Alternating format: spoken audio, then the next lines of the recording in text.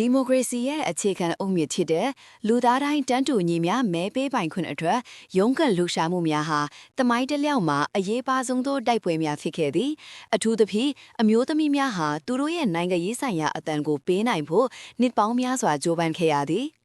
နိုဝင်ဘာ6ရက်မှာတော့နယူးဇီလန်နိုင်ငံဟာကမ္ဘာသမိုင်းရဲ့မှတ်တိုင်တစ်ခုကိုစိုက်ထူခဲ့ပါတယ်။1893ခုနှစ်ဤနေ့တွင်နယူးဇီလန်သည်ကမ္ဘာပေါ်တွင်အမျိုးသမီးများအားလုံးမဲပေးပိုင်ခွင့်ကိုတင်အားဝင်ခွင့်ပြုပေးခဲ့သည့်ပထမဆုံးသောအချုပ်အခြာအာဏာပိုင်နိုင်ငံဖြစ်လာခဲ့သည်။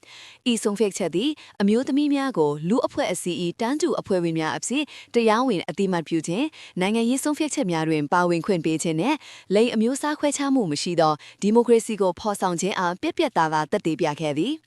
ဒီနေ့ဟာတိုးတက်သောအတွေ့အခေါ်တန်းတူညီမျှမှုနဲ့လူအခွင့်အရေးကိုအားပေးသည့်နေ့ဖြစ်ပါတယ်။တဲ့အမြင်အရဒီမိုကရေစီမှာအမျိုးသမီးများရဲ့အခမ်းကဏ္ဍဘလောက်အရေးကြီးတယ်လို့ထင်ပါတယ်လဲ။မှတ်ချက်မှာပြောပြပေးကြဦးနော်။